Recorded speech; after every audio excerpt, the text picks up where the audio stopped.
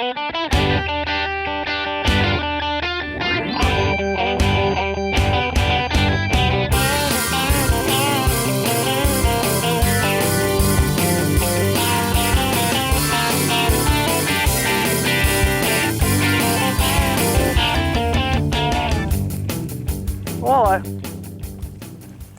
Pretty small, but we'll start with him.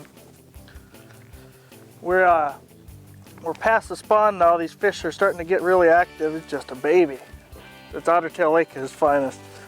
No, there's a lot nicer fish than that. We're gonna find some today, but late in the spring like this, the walleyes really start to school back up on major feeding areas.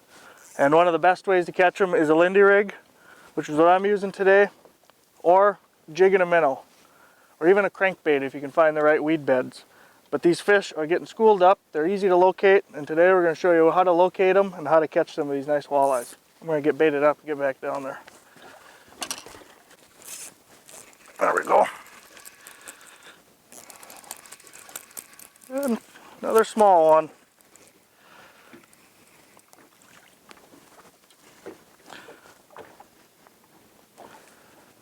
In the early summer like that, you got to really pay attention to your electronics and your boat control.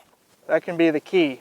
And your electronics is really going to allow you to find these fish a lot faster than if you were to just go out and follow some boats around.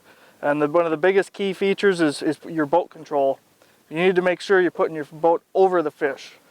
Because most of the time walleye fishing, whether you're jigging or Lindy rigging or pulling a three-way or something, your boat is acting as you casting it basically. Your boat's directing where that lure's going through the water. So crucial boat control is a big part of catching walleyes.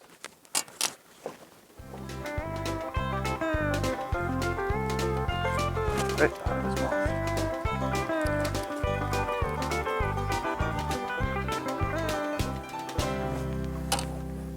When you catch fish in these Lindy rigs, remember you got to make sure they get them.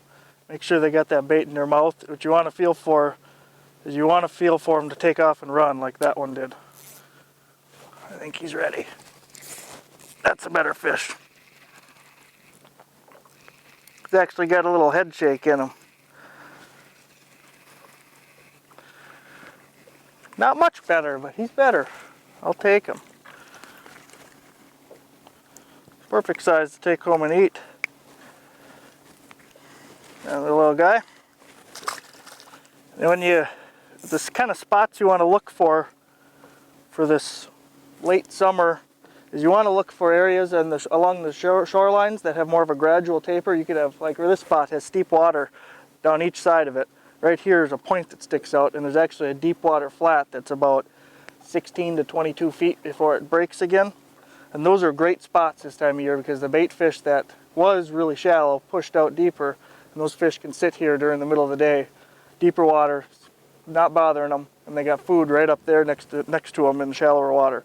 So those are some of the key areas you want to look for. Shallow flats, weedy bays, and when I say weedy bays, I'm talking 10, 12 foot bays. That's where some of that bait fish will stay up in those weeds, and you can go in there and fish them before those weeds grow to the surface. 29 and 7/8. Let's see what we got.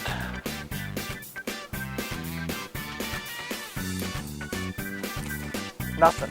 That's what we got. Whole bunch of nothing. Got a bare hook. Yep, got a bare hook. The bead on there.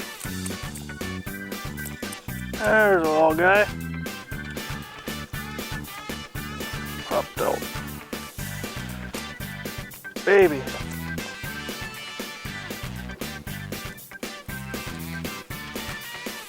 Just a little guy.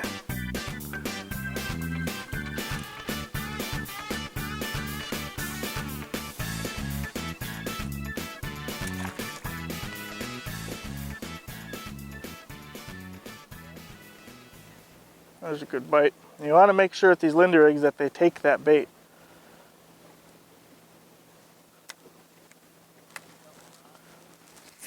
There's a better fish, I think. Oh yeah.